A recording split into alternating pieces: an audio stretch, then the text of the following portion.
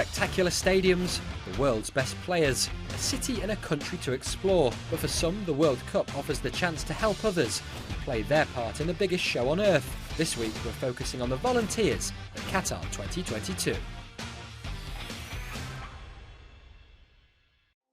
I'm Sam Ashu and this is Football Now from Doha. Now, next month, over 800 footballers will be coming here to Qatar, representing the hopes and dreams of their nations as they take their place on the world stage. But it's not just some of sport's biggest superstars that will define whether this tournament is a success or not. Over 20,000 volunteers will be coming here as well from all corners of the globe, and we caught up with some of them to see exactly why they're doing it.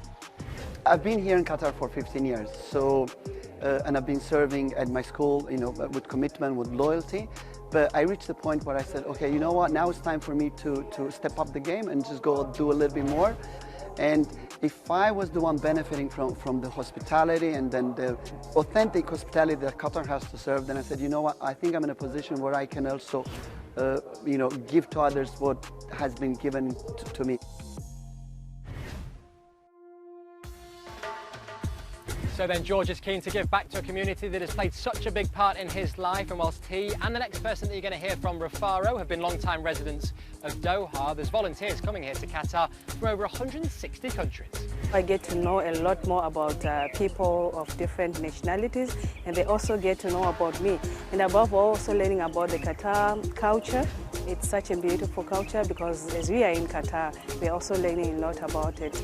So all this, I got it from volunteering. So I've really made friends out of it, and some of them are really like family now. As a volunteer, we are the face of the tournament. I feel so good to welcome the fans from around the world and help them to feel at home. And it's very amazing for me. It's very exciting for me to be a part of this amazing event. The volunteer programme is expected to be the biggest in the history of Qatar, so we asked Nasser Al-Magaysib about the role that they will take on during the competition, as well as the wider impact of the volunteering campaign. Volunteers will be able to get more experience, improve and develop their skills, meet new people and expand their network around the world for sure. Qatar, as a host country, will get a lot of benefits from the volunteers, not just the local volunteers, but also from the international volunteers who are going to represent Qatar in the future as ambassadors to talk about what Qatar have and what Qatar culture have as well.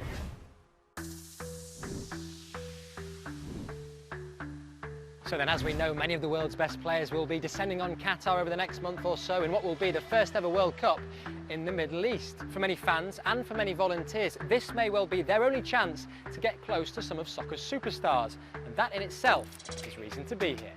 For me, it's a once-in-a-life opportunity. I don't know whether I could volunteer for the upcoming World Cups, and we can see the players, especially your dream players like Messi, Ronaldo, Neymar, everyone you're going to see here. All this come, and basically as you're a volunteer, you're being the part of the tournament and you will be the face of the tournament. So this is what we want to experience in the FIFA World Cup. Of course, 20,000 volunteers don't just turn up on the day. A big operation like this requires months of training, most of which takes place here at the Doha Exhibition Centre. There's seminars, team-building exercises, and even an inspirational reminder as to why we're here.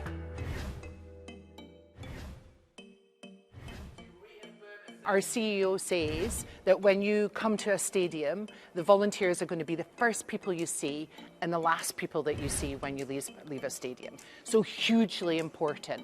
What we do, there's, I suppose, 4 pillars that we talk about, which is that we welcome the spectators. And the other thing that we do is that we assist them.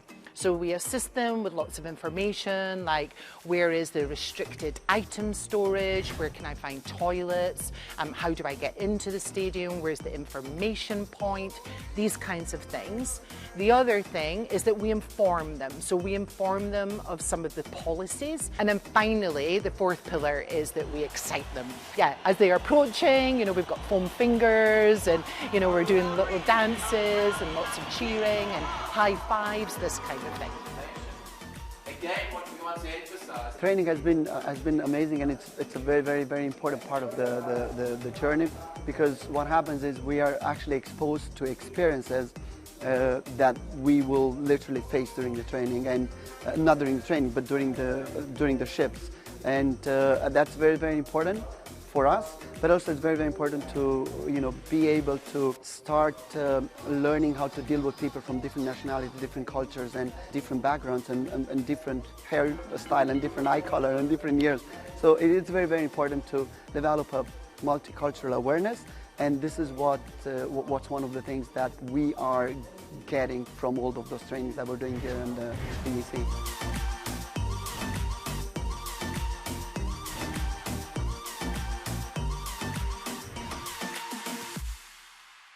Well, that brings us to the end of this week's show. Do let us know your thoughts at home using the hashtag #FootballNowVolunteers. Plenty more World Cup content coming your way here from Doha as the countdown to Qatar continues. We'll see you next time for more Football Now.